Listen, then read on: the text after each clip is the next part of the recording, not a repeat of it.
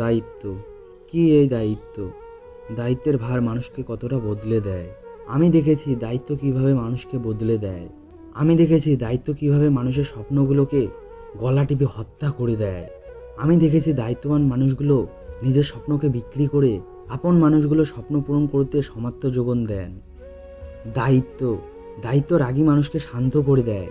দায়িত্ব শান্ত মানুষকে রাগী করিয়ে দেয়। দায়িত্ব হাসি খুশি ভরপুর থাকা চমৎকার মনটাকে গম্ভীর করে দেন। দায়িত্ব কিছু মানুষকে হত্যা করে দেয়, আবার ওই দায়িত্বের দায়িত্বব্য কিছু মানুষকে নতুন জীবন দেন। কি অদ্ভুত, তাই না? দায়িত্ব নিয়ে বেঁচে থাকা মানুষগুলোই জানে তাদের জীবনটা তাদের জন্য না, তাদের জীবনটা তাদের পরিবারের জন্য, তাদের জীবনটা অন্যকে খুশি করার জন্য। একমাত্র দায়িত্ববান মানুষগুলোই প্রিয়জনদের ইচ্ছে পূরণ করেই নিজেকে সুখী মনে করে। দায়িত্ববান মানুষগুলোর নিজস্ব কোনো ইচ্ছে নেই, থাকলেও তা পূরণ করার স্বপ্ন জগতেই ক্লান্ত হয়ে ঘুমিয়ে পড়ে। এভাবে ধীরে ধীরে স্বপ্ন দেখার ইচ্ছেটাই মরে যায়। একটা পরিবারে বাবার পরে সংসারের হালটা ছেলেকেই ধরতে হয়, কারণ কারণ সে একজন ছেলে। শুধুমাত্র একজন ছেলেই জানে বাবার মৃত্যুর পর কতটা চাপ মাথায় নিয়ে বাঁচতে হয়। বাবার পরেই কিন্তু ছেলেকে সব কিছু সামলাতে হয়।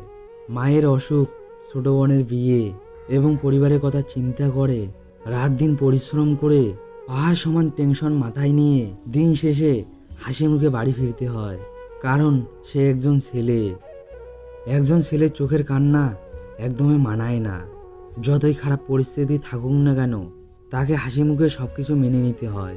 ছেলেরাও মানুষ, ছেলেরাও কান্না করতে জানে, কিন্তু সে কান্না সবার চোখে ফাঁকি দিয়ে সকলের আড়ালে নিঃশব্দে কাঁদতে হয়, কারণ সে একজন ছেলে।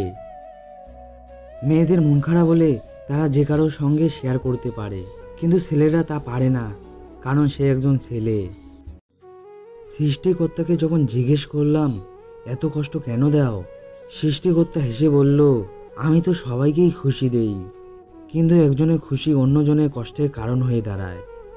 সৃষ্টিকর্তাকে যখন জিজ্ঞেস করলাম আনন্দ দাও ক্ষণিকের জন্য, কিন্তু কষ্ট দাও দ্বিগুণ সময়ের জন্য, কেন এমনটা করো? তখন সৃষ্টিকর্তা মায়াবী স্বরে বলল, কষ্ট তোমাকে অনেক শিক্ষা দিবে, আর আনন্দ তোমাকে সকল শিক্ষাকে ভুলিয়ে দেবে। সৃষ্টিকর্তাকে যখন জিজ্ঞেস করলাম আর কতকাল কষ্ট সহ্য করব, কখনো কি জীবন উপভোগ করব না, সৃষ্টিকর্তা শান্ত হয়ে বলল, যে কালো আধা সহ্য করে ভোরের উজ্জ্বল আলো দেখতে পায়, যে পাহাড় পরিমাণ কষ্ট সহ্য করে আল্লাহ তার জন্য পর্বতমালা সমান সুখ নিয়ে অপেক্ষা করে। আলহামদুলিল্লাহ।